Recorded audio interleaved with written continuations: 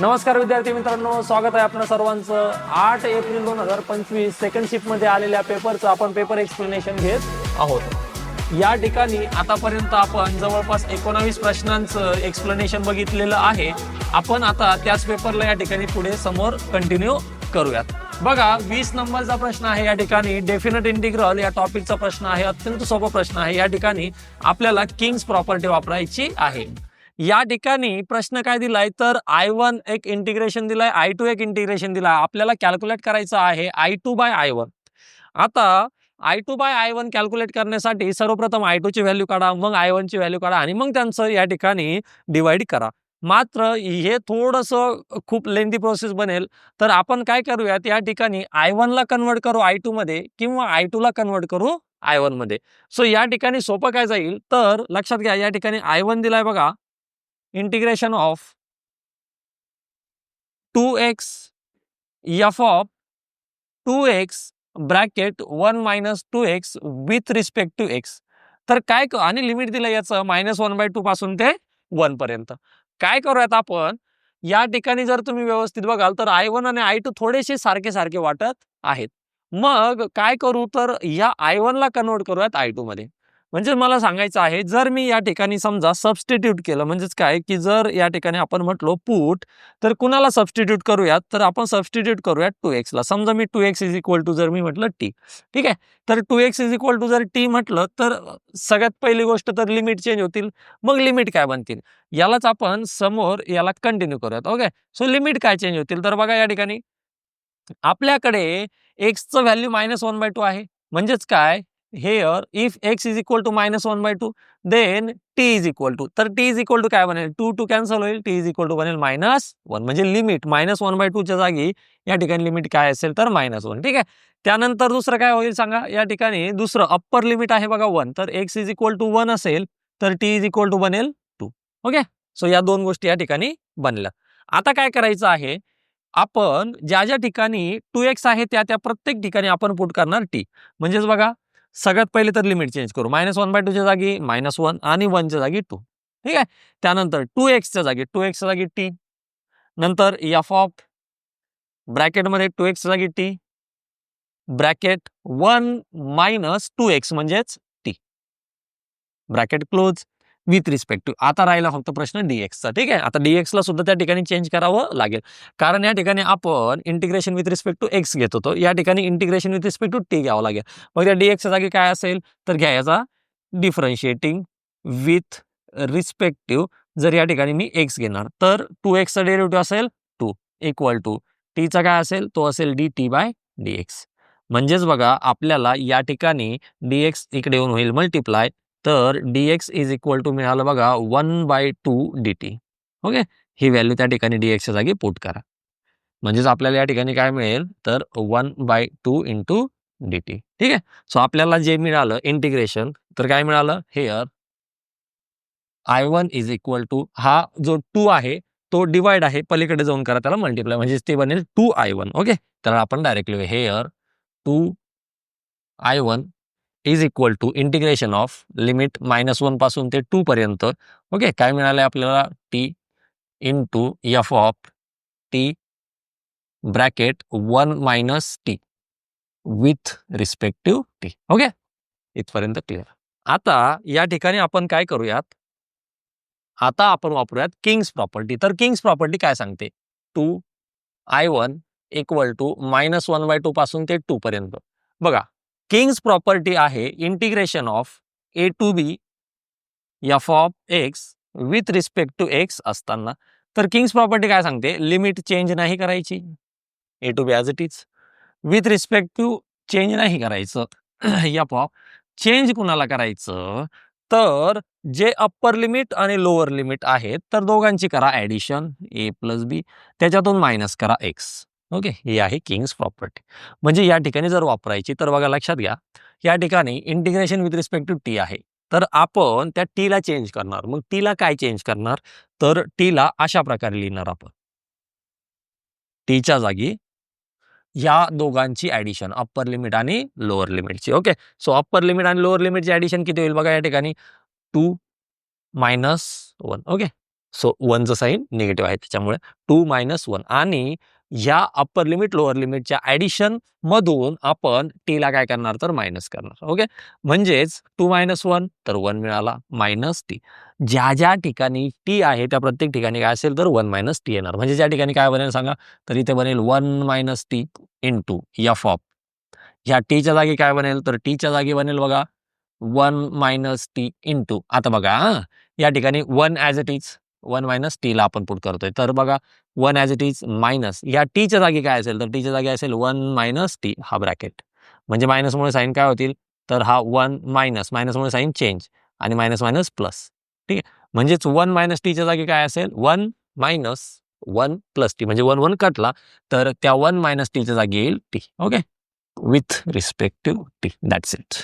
Kings property वापरल्यानंतर या ठिकाणी आपल्याला जे दोन इक्वेशन्स मिळालेले आहेत तर दोन्ही इक्वेशन्सची जर आपण ॲडिशन केली म्हणजेच काय राईट हँड साईडला right hand side, left hand साईडला लेफ्ट हँड साईड जर आपण ॲडिशन केलं तर बघा आपल्याला 2i + 2i1 + 2i1 आणि पलीकडे म्हणजेच लेफ्ट साईडला या ठिकाणी राईट साईडला आपल्याला या ठिकाणी मिळेल T F of T 1 - T with respect to T plus दुसरी टर्म या ठिकाणी ॲज इट इज. आता बघा या ठिकाणी 2i + 2i तर हा होईल या ठिकाणी 4i.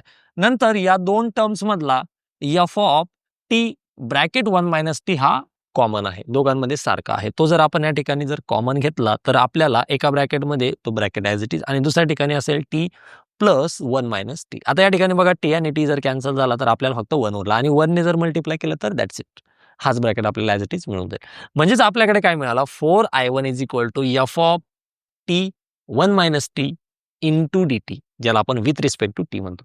आता या ठिकाणी एक प्रॉपर्टी लक्षात घ्या की आपण कधी पण या टीच्या जागी कोणतीही टर्म त्या ठिकाणी पुट करू शकतो.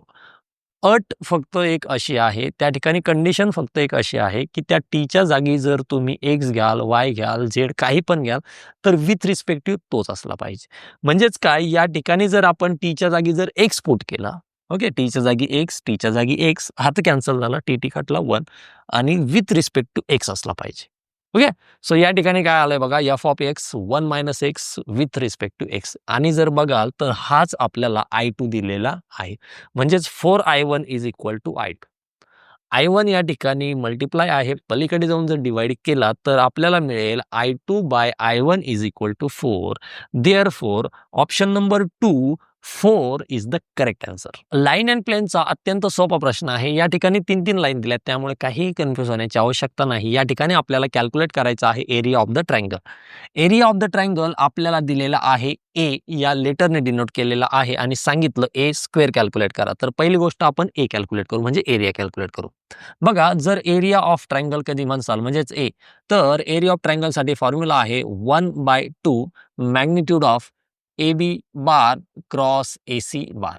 म्हणजेच काय की आपल्याला ट्रायंगलच्या 2 साईड या ठिकाणी माहीत होणं गरजेचं आहे. आता ट्रायंगलच्या 2 साईड माहीत कशा होतील तर लक्षात घ्या, समजा आपल्याकडे ज्या काही 3 लाईन दिलेल्या आहेत, ओके, ज्या काही 3 लाईन दिलेल्या आहेत त्यांना आपण ए बी सी या ठिकाणी असं कन्सिडर करू शकतो. म्हणजेच मला सांगायचं काय आहे, जर समजा ही पहिली लाईन असेल तर लक्षात घ्या या ठिकाणी कोणत्या पण लाईनचा फॉर्म काय असतो, सपोज L1 तर ह्या लाईनचा फॉर्म काय असतो तर तो असतो ए प्लस लॅम्बडा बी. ओके, या ठिकाणी ए म्हणजे काय पर्टिक्युलर ती लाईन आणि बी म्हणजे काय तर ती कुणाला पॅरलल आहे ती.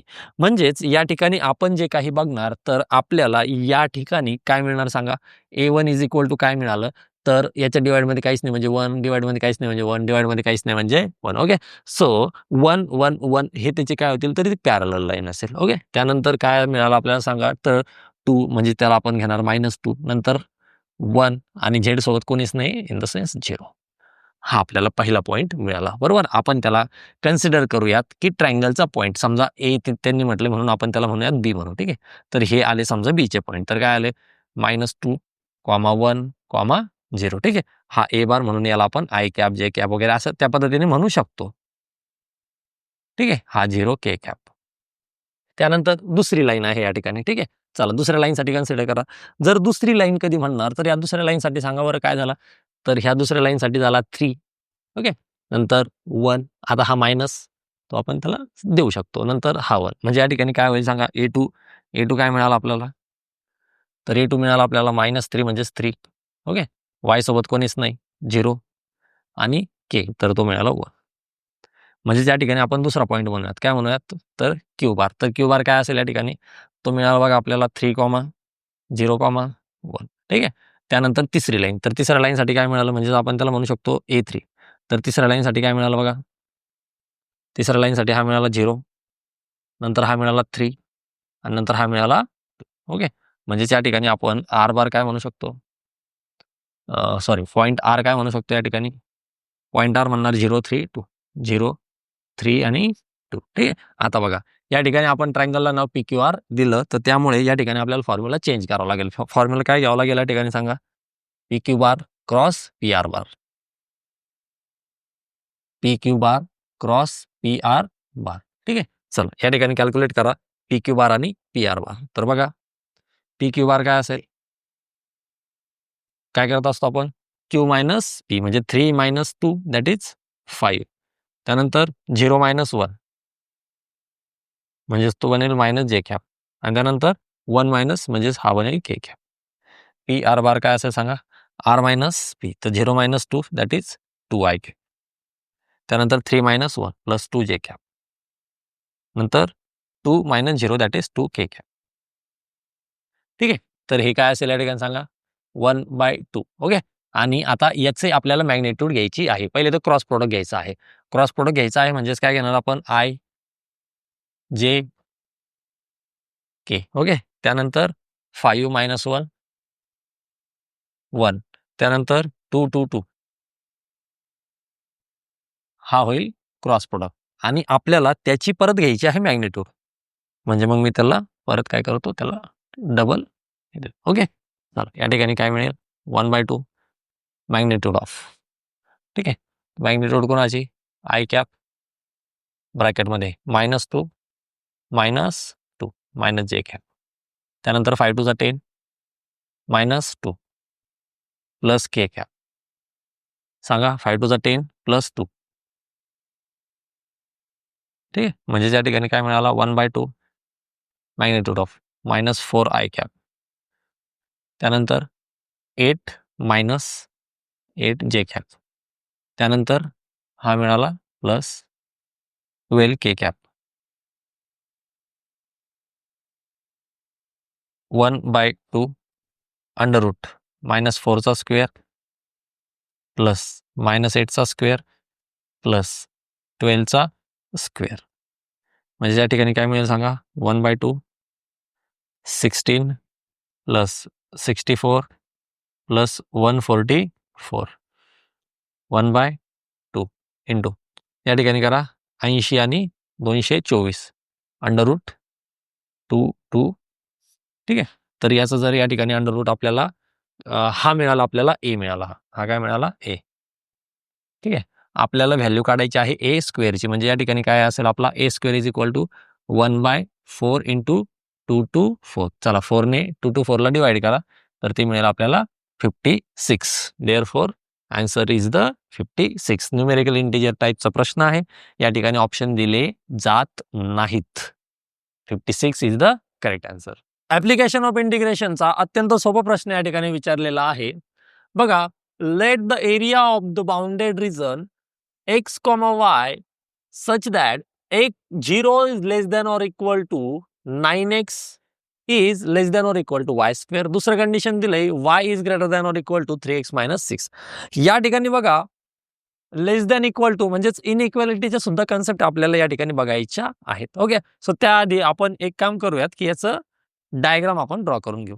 या ठिकाणी जर बघाल तर y square is equal to 9x हा एक पॅराबोला टाईपचं फंक्शन या ठिकाणी तयार होईल आणि जे दुसरं आहे y is equal to 3x - 6. आता जर बघाल या ठिकाणी की आपल्याला एरिया नेमकं फाइंड कुठला करायचा आहे?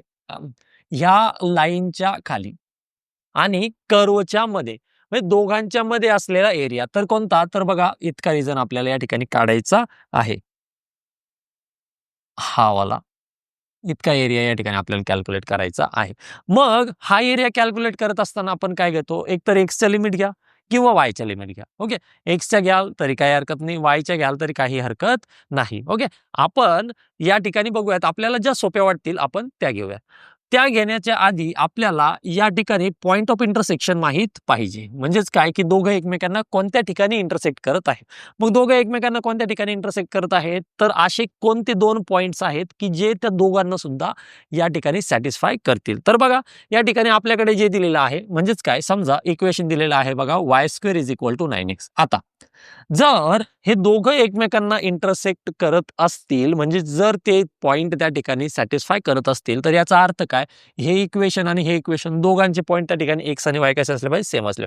मग मी काय करतो, ह्या y च्या जागी हा 3x - 6 पुट करतो. 3x - 6 bracket square = 9x. तर बघा मला काय मिळेल, 3x - 6 ब्रॅकेट स्क्वेअर करा, तर हा मिळाला बघा 9x चा स्क्वेअर, त्यानंतर मायनस 3 6 18 36x प्लस 36 आणि हा 9x इकडे येऊन झाला मायनस =0. म्हणजेच या ठिकाणी मला इक्वेशन मिळालं बघा. मी जर 9 ने याला जर डिवाइड केलं तर मला मिळेल त्या ठिकाणी x², त्यानंतर मायनस हा बघा 36 आणि 9 45. 45 ला 9 ने भागितलं तर 5x प्लस 4 =0. म्हणजेच या ठिकाणी मला पॉईंट मिळतील बघा x - 4 आणि x - 1 =0. दॅट्स वाय x = 4 और x = 1. मला हे पॉईंट मिळालेले आहेत. ओके, सो या ठिकाणी काय झालंय बघा, तर आपल्याला पहिला कोऑर्डिनेट मिळाला 1, आणि दुसरा कोऑर्डिनेट मिळाला 4, ठीक आहे. आता एक्सचं व्हॅल्यू 1 असताना, एक्सचं व्हॅल्यू 1 असताना आणि एक्सचं व्हॅल्यू 4 असताना, समजा फॉर x = 1, तर y किती असणार आहे, तर त्या ठिकाणी y असेल बघा 3 1 - 6 दॅट इज -3. ठीक आहे. आणि एक्सचं व्हॅल्यू 4 असताना y किती असेल, 3 4 - 6 दॅट इज 6. म्हणजेच काय मिळालं मला 1, -3 आणि 4, 6 हे पॉईंट मला मिळालेले आहेत. ठीक आहे. आता बघा या ठिकाणी जर समजा मला एक्सचे जर मी लिमिट घेतल्या, ठीक आहे, जर एक्सच्या लिमिट घेतल्या तर मला एक्सची लिमिट कुठून कुठपर्यंत घ्यावी लागेल, तर एक्सची लिमिट म्हणजे या पॉईंट पासून, पॉईंट ऑफ ओरिजिन पासून तर इथपर्यंत हा एक रिझन कॅल्क्युलेट करावा लागेल आणि दुसरा हा रिझन कॅल्क्युलेट, म्हणजे एक्सचं कॅल्क्युलेट करण्यासाठी इथं दोन कॅल्क्युलेट करावं लागेल. पण वाय साठी काय आहे बघा, वायची जर मी लिमिट घेतली, ठीक आहे, आणि म्हणजेच कसं मला या ठिकाणी सांगायचं आहे, वायची लिमिट घेऊन म्हणजे भरपूर विद्यार्थी काय करतात की त्यांनी वायची लिमिट कसं घ्यायचं ही गोष्ट त्यांना लक्षात येत नाही. तर बघा एकदम सोपं सांगतो मी या ठिकाणी. बघा याला आपण या ठिकाणी चेंज केलंय. जर मी वायची लिमिट घेतली तर काय करावं लागेल बेटा, मला या ठिकाणाहून या ठिकाणापर्यंत फक्त एवढा एरिया मला या ठिकाणी कॅल्क्युलेट करावा लागेल. कुणाचा, जर मी लाईनचा एरिया कॅल्क्युलेट करणार तर लाईनचा हा पूर्ण एरिया या ठिकाणी असेल, एरिया अंडर द कर्व, लाईनच्या खालचा. आणि त्यानंतर मी काय करणार, तर त्याच्यामधून हा एवढा एरिया याच्या खालचा म्हणजे हा एवढा व्हाईट करणारा एरिया मी काय करेन, तर तो मायनस करेन. ठीक आहे. म्हणजेच मी काय करणार, या ठिकाणी जे काही आपला एरिया असेल, एरिया इज इक्वल टू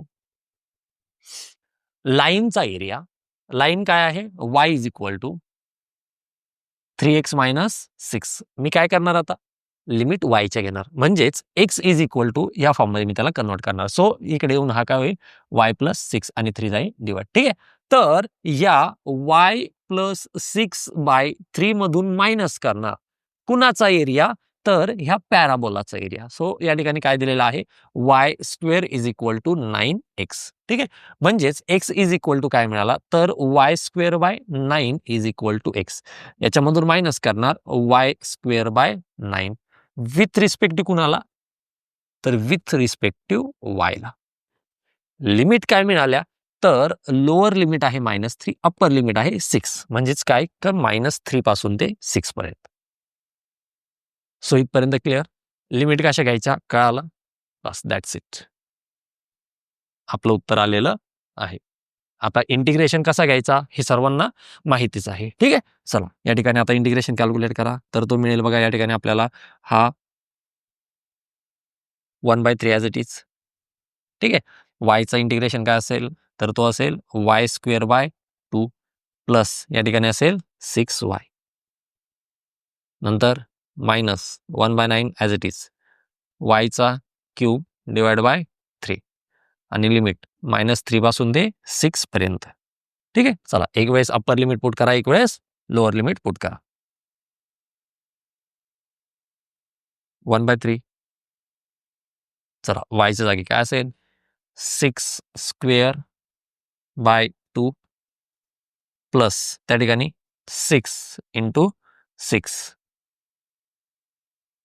ठीक आहे. नंतर मायनस 1/9 इंटू 3 आणि त्या ठिकाणी 6चा क्यूब, ब्रॅकेट क्लोज. याच्यातून लोअर लिमिट करा मायनस. लोअर लिमिट म्हणजेच 1/3, त्या ठिकाणी -3चा square divide by 2 plus 6 -3 minus 1/9 into 3 आणि -3चा क्यूब, ब्रॅकेट क्लोज. चला कॅल्क्युलेट करा. काय मिळेल आपल्याला?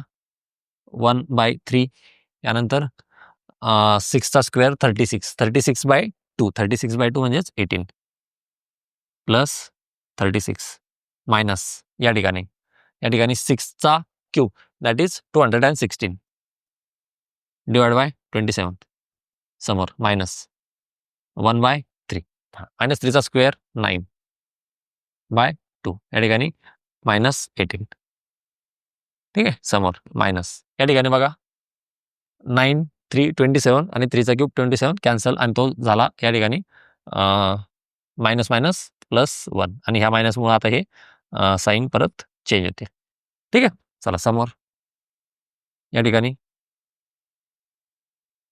18 आणि 36 54, 54 भागिले 3, 54 भागिले 3 म्हणजेच मला मिळतील बघा 18, ठीक आहे. मायनस 27 8, 27 8 नंतर मायनस या ठिकाणी 1/3 ने मल्टिप्लाय करा. 3 3 जर काढला तर 3/2, ओके. म्हणजे या ठिकाणी आपल्याकडे असेल 3/2 आणि हा मायनस मायनस झाला प्लस 3 सगळं 18, ठीक आहे. आणि तो झाला -1 म्हणजेच किती मिळाल बघा 18 आणि 6, 18 आणि 6 24, 24 मधून 9 गेले 15, 15 मायनस 3/2 म्हणजेच ते मिळेल या ठिकाणी 27/2 मिळेल बघा, ठीक आहे. 18 10 16 15, 15 मायनस 3 27/2. तर या ठिकाणी काय मिळालं आपल्याला? एरिया मिळाला. Here area is equal to मिळाला 27/2. Therefore 6a is equal to 27/2 into 6, तर ते आपल्याला मिळाले या ठिकाणी 81. Therefore 81 is the correct answer. Product of the last 2 digit विचारलेलं आहे. कुणाचा? 1919चा पॉवर 1919. बघा थोडंसं कन्सेप्च्युअल समजून घ्या. या ठिकाणी दिलेलं काय आहे? 1919 त्याचा पॉवर 1919. या ठिकाणी हा जो पॉवर 1919 आहे तो ॲज इट इज. हा जो ब्रॅकेटमध्ये आहे ना, तर मी त्याला असं लिहू शकतो का? 1920 मायनस 1. आता हे लिहिलं कशासाठी? की आपल्याला याला एक्सपांड करायचं आहे.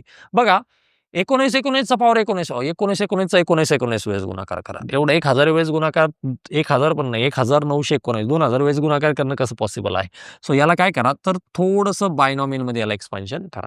या ठिकाणी जर लक्षात घ्याल तर काय की x minus Y bracket power जर सपोज एन असेल काही पण असेल, ठीक आहे. तर या ठिकाणी आपण याला एक्सपान्शन कसं करतो? तर घेत असतो NC0, ठीक आहे. त्यानंतर एक्सचा पॉवर, मग एक्सचा पॉवर कुठून चालू होतो? तर एक्सचा पॉवर चालू होतो एन पासून इंटू वायचा पॉवर, बरोबर. जे काय वाय असेल तर सपोज या ठिकाणी आता जर वाय मायनस येतं मायनस वायचा पॉवर 0 पासून चालू होतो, ठीक आहे. नंतर प्लस NC1, त्यानंतर एक्सचा पॉवर N-1, ठीक आहे. असं अप टू द शेवटच्या स्टेप पर्यंत. म्हणजेच काय इथं एक्सचा पॉवर एन आहे तर हे शेवटी एक्सचा पॉवर 0 आणि मायनस वायचा पॉवर एन येईपर्यंत. म्हणजेच काय याला या ठिकाणी आपण कसं एक्सपांड करणार तर 19 19 C0, ठीक आहे.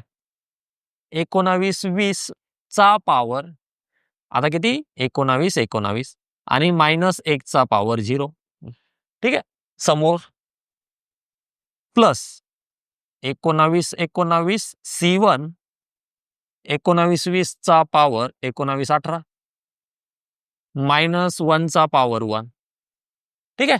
परत प्लस 19 19 C2, ठीक आहे. 19 20चा पॉवर 19 17 मायनस 1चा पॉवर 2 असं कुठपर्यंत, असं डॅश डॅश डॅश डॅश ज्या वेळेस शेवटचं, असं कुठपर्यंत, तर इथपर्यंत. म्हणजेच काय येणार, तर बघा या ठिकाणी येणार 19 18 सी, सॉरी 19 19 सी या ठिकाणी होणार 19 18. ओके. त्यानंतर 19 20चा पॉवर 1 मायनस 1चा पॉवर 19 18 प्लस 19 19 सी या ठिकाणी 19 19 19 20चा पॉवर 0 मायनस 1चा पॉवर 19 19 इतक्या टर्म्स त्या ठिकाणी वाढत जातील. ठीक आहे. म्हणजेच काय, की आपण याला जर या पद्धतीने करू शकलो, आता सांगा या ठिकाणी 19 19 C0 म्हणजेच हे काय असेल आपलं, डायरेक्ट 19 19 असेल. ठीक आहे. त्यानंतर 19 20चा पॉवर 19 19 आणि -1चा पॉवर 0 तो आपला +1 असेल. आता -1चा पॉवर जर 1 घेसाल तर तो होईल या ठिकाणी मायनस. ठीक आहे. इथं काय असेल सांगा, हे 19 19 C1 जर असेल, हे या ठिकाणी 1 असेल. या ठिकाणी काय बनेल, तर हे या ठिकाणी बनेल 19 19 19 20चा पॉवर 19 18. ठीक आहे. परत काय बनेल, प्लस, एकदा मायनस, प्लस मायनस, असं कुठपर्यंत, तर असं इथपर्यंत. या ठिकाणी काय बनेल सांगा, या ठिकाणी बनेल 19 20 19 20 गुणिले 19 19 गुणिले 19 20चा पॉवर 1 म्हणजेच 19 20 आणि याचा पॉवर इवन नंबर आहे, तर त्याच्यामुळे तो प्लस असेल, म्हणजे हा प्लस. त्यानंतर इथं काय बनेल बघा, इथं बनेल 1. ठीक आहे. म्हणजेच काय बनेल इथं 1. त्यानंतर याचा पॉवर 0 म्हणजेच 1 आणि हा -1चा पॉवर या ठिकाणी कोणता नंबर आहे, ऑड नंबर आहे. म्हणजेच याचा पॉवर -1चा पॉवर जर ऑड नंबर असेल तर हा बनेल आपला -1. ठीक आहे. म्हणजेच आपल्याला बघा शेवटच्या स्टेपला कसं मिळेल, तर या ठिकाणी 19 20चा पॉवर 19 19 मायनस 19 19 त्याचा पॉवर 19 20 त्याचा पॉवर 19 18 प्लस, बरोबर, एकदा प्लस एकदा मायनस 19 19 19 20चा पॉवर 19 17. ठीक आहे. नंतर मायनस, नंतर प्लस, असं कुठपर्यंत, तर या ठिकाणी 19 19 याच्या जस्ट आधी 19 20चा पॉवर जो इथं 1 आहे याच्या जस्ट आधी 2 असेल. याच्या आधी काय किती असेल, तर तो असेल 2 असेल बघा. ओके. त्यानंतर समोरच्या टर्म म्हणजेच कोण, 19 20 गुणिले 19 19 -1. ठीक आहे. म्हणजेच जर थोडं व्यवस्थित जर या ठिकाणी बघाल तर एक गोष्ट लक्षात येते आहे बघा, 19 20चा पॉवर काही पण असू द्या, सपोज 19 20 आहे. ओके. आता याचा गुणाकार जर 19 20 सोबत झाला, आपल्याला काढायचे आहे फक्त लास्ट 2 डिजिटची प्रोडक्ट. त्याच्यामुळे लास्ट 2 डिजिटच बघा या ठिकाणी. तर 0 0 मल्टिप्लाय झाल्याच्या नंतर ही 0 0च असेल. ठीक आहे. नंतर या ठिकाणी परत 19 20चा गुणाकार, ते हे बी दोन्ही 4. म्हणजे शेवटचे 2 डिजिट जे असतील तर ते याचे किती असेल, 0 0 असेल. याचे किती असेल, 0 0 असेल. याचे किती असेल, 0 0 असेल. असं कुठपर्यंत, ज्या ठिकाणी 19 20चा पॉवर 2 आहे तिथपर्यंत. याचा पण या ठिकाणी काय असेल, तर लास्ट 2 डिजिट हे 0 0 असतील. 400 येणार आहे शेवटचे 3 डिजिट. आपल्याला घ्यायचे 2 डिजिट. मी जर या ठिकाणी याच्यातून ते 2 डिजिटच घेतो कॉमन. ठीक आहे. म्हणजे काय, समजा साधारणपणे 19 20ला म्हणू चला, 19 20चा पॉवर 2 याला मी घेतलं या ठिकाणी कॉमन. ठीक आहे. याला जर मी या ठिकाणी कॉमन घेतलं बघा, तर हे संपलं. कुठपर्यंत, फक्त इथपर्यंत म्हणतोय मी, कारण याच्यात 19 20 जर कॉमन घ्यायचा म्हटलं तर त्याचं पॉवर 2 नाही कॉमन घेता येणार मला. फक्त एक सिंगल कॉमन, आणि मला सिंगल नाही घ्यायचं आहे, मला लास्ट 2 डिजिट पाहिजे, म्हणून मी पॉवर 2 कॉमन घेतो. ठीक आहे. कारण की ते 2 0 कटले पाहिजे. या ठिकाणी इथपर्यंत काय राहील, ठीक आहे. बघा इथं 19 20 त्याचा पॉवर 19 17 राहील. 16, 15, 14, 13, 12 असं इथपर्यंत येते ते सगळ्यात शेवटी काय असेल तर सगळ्यात शेवटी या ठिकाणी असेल बघा 19, 19. आता मला सांगा आतमध्ये काही पण येऊ द्या, काही पण कोणता नंबर येऊ द्या. त्याला जर 19, 20 चा स्क्वेअर म्हणजेच काय त्याच्या शेवटी 19, 20 गुणिले जसं आता मी त्या ठिकाणी तुम्हाला करून दाखवलं, ठीक आहे. तर इथं काय येणार आहे शेवटी हेच येणार आहे ना 400. तर ह्या 400 नी कोणाला पण जरी गुणलं, कोणाला गुणलं, ठीक आहे. सपोज 99 आहे, 98 काही पण असू द्या, काही पण असू द्या. तर शेवटचे 2 डिजिट तर झिरोच असणार आहेत. याने कुणाला पण गुणलं तर शेवटचे 2 डिजिट हे काय असतील आपले झिरोच असतील. म्हणजे मग मला काय म्हणायचं आहे, की मी समजा याचा हा जर 19, 20 चा स्क्वेअर जर कॉमन घेतला आणि याच्या आतमध्ये इकडं काही पण राहिलं, सपोज कोणता पण कॉन्स्टंट नंबर राहिला तर आपल्याला काही फरक पडत नाही. आपल्याला फरक काय पडतो, की समोर कोण राहिला, तर समोर राहिला बघा 19, 20 गुणिले 19, 19 -1. ठीक आहे. इथपर्यंत आपल्याला काही फरक पडत नाही. आता परत हा ऍड जरी केला कुणात तरी पण आपल्याला काही फरक पडत नाही. आपल्याला जे शेवटचे 2 डिजिट पाहिजे तर ते 2 डिजिट ह्या दोघांमुळे मिळणार आहेत. कोणत्या दोघांमुळं?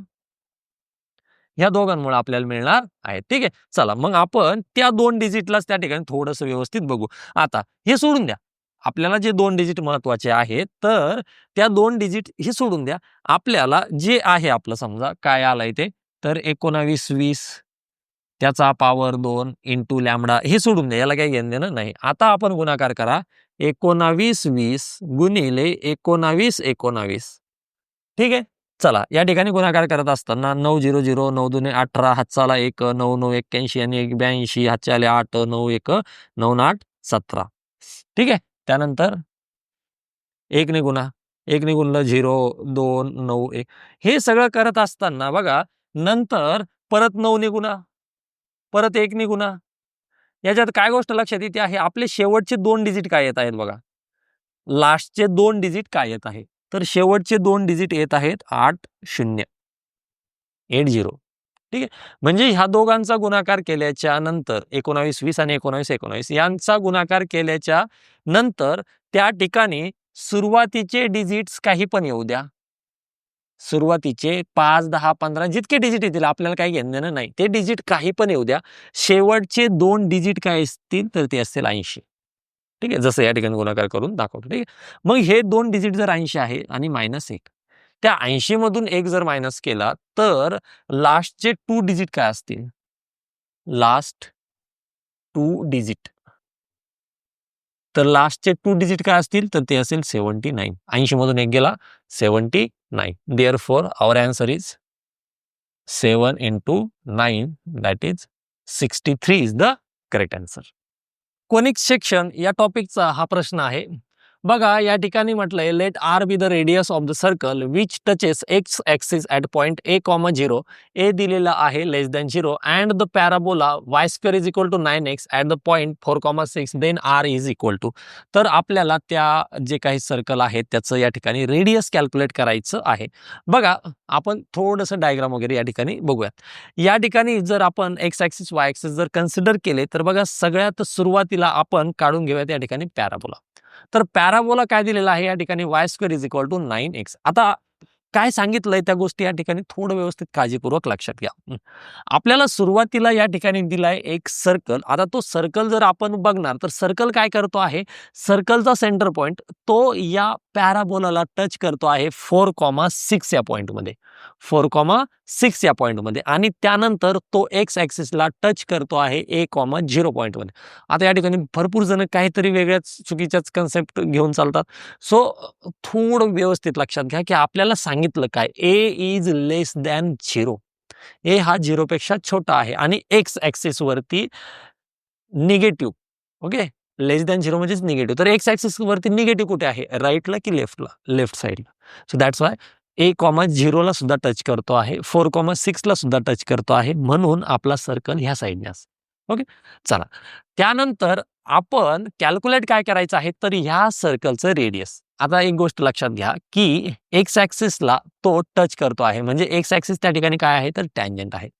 आता आपण एक 9th स्टँडर्डला थेरम शिकलेलो आहे काय की सर्कलचा सेंटर पॉइंट आणि सर्कलला जी कोणी टँजंट असेल त्यांना जर आपण या ठिकाणी कनेक्ट जर केलं तर तो पॉइंट त्या ठिकाणी परपेंडिक्युलर असतो. मला सांगायचं असं आहे की या सेंटर पासून ते या पॉइंट पर्यंत ए पर्यंत जे कंप्लीट डिस्टन्स असेल ते याला परपेंडिक्युलर असेल, म्हणजेच वायला पॅरलल असेल, म्हणजेच ते डिस्टन्स ए असेल. ओके, सो या सेंटरचा जो काही कोऑर्डिनेट आहे तर मला एक पॉइंट तर मिळाला. एक पॉइंट मिळाला म्हणजे एक्स कोऑर्डिनेट तर मला मिळाला, जो की काय असेल या ठिकाणी एक्स असेल. ठीक आहे, म्हणजे ए असेल. आता त्यानंतर दुसरी गोष्ट, या ठिकाणी हा दोघांचा कॉमन पॉइंट आहे जो 4,6 म्हटलंय, तो सर्कलचा पण आहे, पॅराबोलाचा पण आहे. म्हणजेच मी जर हे दोन पॉइंट जर कनेक्ट केले, सेंटर पॉइंट आणि 4,6, तर ती रेडियस पण होईल. आणि दुसरी गोष्ट, या ठिकाणी दोघांचा कॉमन पॉइंट आहे, म्हणजेच त्या पॉइंटला जी परपेंडिक्युलर लाईन जाईल तर ती नॉर्मल असेल. कुणासाठी? या दोघांसाठी पण. ठीक आहे, चला आपण या ठिकाणी जर ही ड्रॉ करून घेतली तर ही त्याच्यासाठी नॉर्मल बनेल आणि ही आहे आपली रेडियस या ठिकाणी. ठीक आहे, आता या ठिकाणी मी एक गोष्ट सांगतो की जे तुम्हाला म्हटलं नॉर्मल असेल, समजा ही जर या ठिकाणी या दोघांची जी व्हाईटवाली लाईन काढली ती जर पॅराबोला, सर्कल दोघांसाठी जर ती या ठिकाणी टँजंट असेल, तर ही या ठिकाणी रेड कलरची लाईन, तर ही कोणती आहे? ही या ठिकाणी होते आहे त्यांची नॉर्मल. ठीक आहे, म्हणजेच आपण काय करू, डायरेक्ट नॉर्मलवरती जाऊ. या ठिकाणी टँजंटचा प्रश्नच नाही. ठीक आहे, डायरेक्ट नॉर्मलवरती जाण्यासाठी नॉर्मलचं इक्वेशन काढून घेऊ. आता नॉर्मलचं इक्वेशन केव्हा निघेल? मला ज्यावेळेस, आता नॉर्मल तर एक स्ट्रेट लाईन आहे, तिचं इक्वेशन काय असेल सांगा? y minus y1 equal to m x minus x1. आता या ठिकाणी y as it is, y1 कोण आहे? 6 equal to x minus x1 कोण आहे? 4. मला पाहिजे याचा फक्त स्लोप. ओके, आता मला स्लोप पाहिजे, पण स्लोप तर काय माहित नाही. सो कर्वचं इक्वेशन दिलेलं आहे, त्याच्यावरून आपण काढू शकतो. बघा, कर्वचं जे इक्वेशन दिलेलं आहे तर त्याच्यावरून जर आपण या ठिकाणी जर डेरिव्हेटिव्ह घेतला, y square is equal to 9x, तर y स्क्वेअरचं डेरिव्हेटिव्ह काय असेल? 2y dy by dx equal to 9x चा 9, म्हणजेच dy बाय dx काय मिळाला बघा? 9/2y, म्हणजेच 9/2 आणि या ठिकाणी y ची किंमत किती आहे? 6. सो या ठिकाणी 6. ठीक आहे, चला 3 3 जा आणि खाली पण या ठिकाणी कॅन्सल होईल. म्हणजेच काय मिळालं बघा आपल्याला? 3 2 जा, म्हणजेच वरती मिळेल 3 आणि खाली मिळेल 4. ठीक आहे, 3/4, 9/12 म्हणजेच येस 3/4. आता 3/4 कोणासाठी मिळालं? 3/4 मिळालं होतं ह्या टँजंटसाठी. आपण घेतो कोणासाठी आहे? नॉर्मलसाठी, बरोबर? हे घेतो आहे आपण नॉर्मलसाठी. मग नॉर्मलसाठी काय घ्यावं लागेल? -4/3, बरोबर? Negatively inverse. 3 ने मल्टिप्लाय करा, 3y minus 18 equal to -4x plus 16. -4x इकडे होईल प्लस, म्हणजेच 4x plus 3y is equal to आपल्याला मिळेल 16 आणि हा 18 पलीकडे जाऊन 34. ठीक आहे, चला आता हे जे काही इक्वेशन आहे कोणतं? 4x plus 3y is equal to 34, हे कोणाचं आहे? ह्या नॉर्मलचं आहे. ठीक आहे, ह्या नॉर्मलचं इक्वेशन आहे. आता ह्या नॉर्मलचं इक्वेशन आहे याचा अर्थ काय? तर ह्या नॉर्मलवरती असणारा प्रत्येक पॉइंट, जसं की हा पॉइंट समजा हा a कॉमा, आपल्याला रेडियस काढायची आहे, आपण त्याला समजा r म्हणतो, तर हा त्या सुद्धा पॉइंटचं या ठिकाणी सॅटिस्फॅक्शन करेल. ओके, म्हणजेच काय की मी या ठिकाणी म्हणू शकतो 4 एक्सच्या जागी a प्लस 3 वायच्या जागी r इज इक्वल टू 34. म्हणजे याचं व्हॅल्यू काय मिळणार? a is equal to 34 minus 3r divide by 4. आता या ठिकाणी लक्षात घ्या, आपल्याला जे रेडियस काढायचं आहे, रेडियस म्हणजे काय असणार आहे?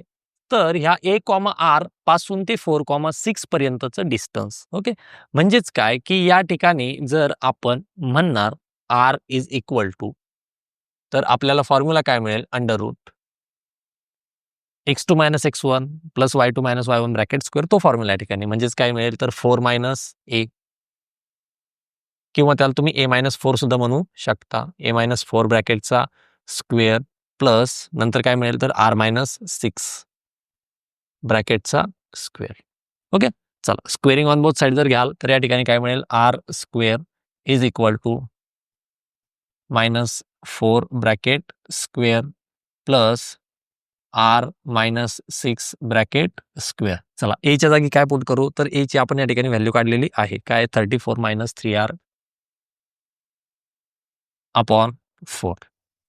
ठीक आहे. चला या ठिकाणी याला एक्सपांड करा. R square is equal to या ठिकाणी काय असेल, दोघांची सबट्रॅक्शन करा 4. नंतर हा -3r ॲज इट इज. 4 4 जा 16. 34 - 16 दॅट इज आपल्याला 18 मिळाला. Okay. Plus R -6 bracket square. चला एक्सपांड करूयात. R square is equal to या ठिकाणी डिवाइडमध्ये 16 वरती करा.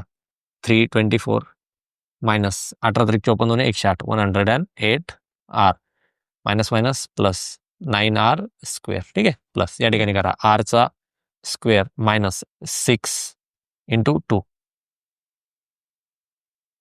12r plus 36. ओके.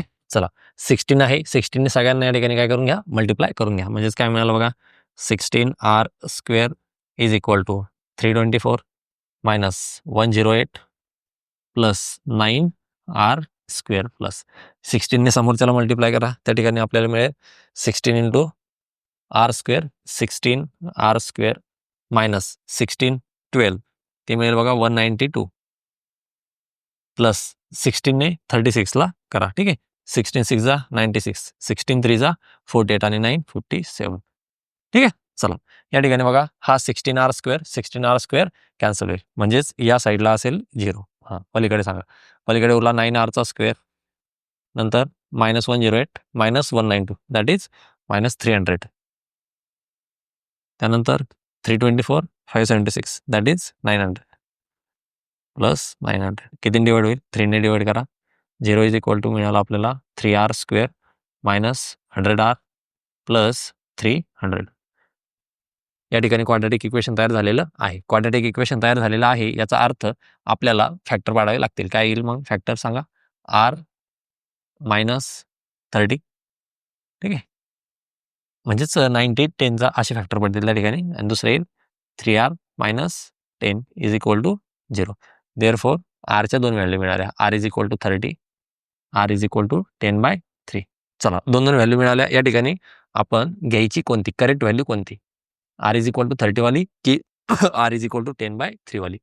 तर या ठिकाणी आपण आरची एची व्हॅल्यू काढलेली आहे आरच्या फॉर्ममध्ये. ठीक आहे. तर त्या व्हॅल्यू या ठिकाणी पुट करून बघा. त्या व्हॅल्यू जर या ठिकाणी पुट करून बघसाल तर आपल्याला काय मिळेल, if r is equal to 30 then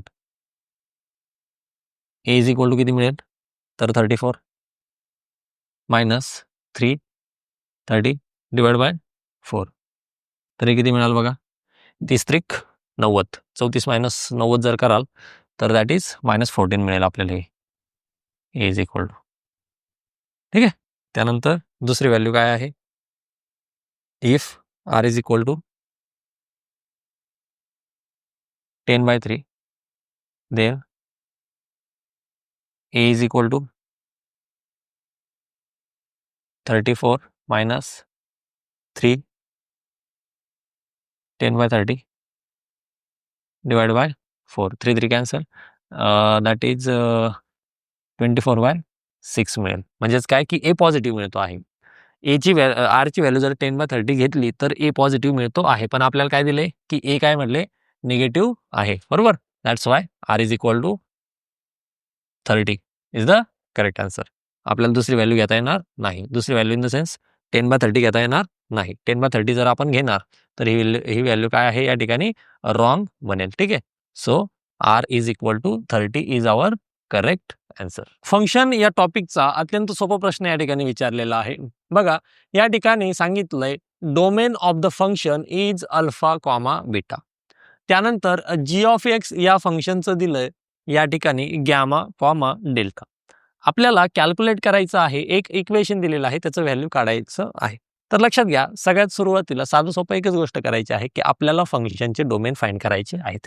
या ठिकाणी दिलं काय, तर पहिलं फंक्शन दिलंय बघा, f(x) is equal to cos inverse 4x + 5 divide 3x - 7. आता बघा जर एक गोष्ट लक्षात असेल तर कॉस इनव्हर्स x म्हणजेच हा जो कोण असेल या ठिकाणी इनव्हर्स साठी तर तो काय पाहिजे, तर तो पाहिजे -1 पेक्षा मोठा किंवा 1 पेक्षा छोटा.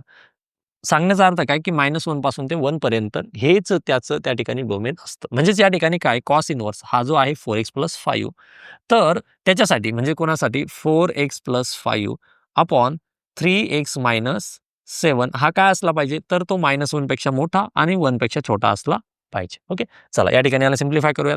सगळ्यात सुरुवातीला तर हा 3x - 7 जो डिनॉमिनेटरमध्ये आहे त्याला या ठिकाणी आपण कॅन्सल करून कॅन्सल म्हणजेच काय की सगळ्यांना त्याने आपण या ठिकाणी मल्टिप्लाय करून घेऊ. जर सगळ्यांना जर मल्टिप्लाय करणार तर बघा या ठिकाणी आपल्याला काय मिळेल -3x - 7 is less than equal to 4x + 5 less than equal to या ठिकाणी 3x - 7.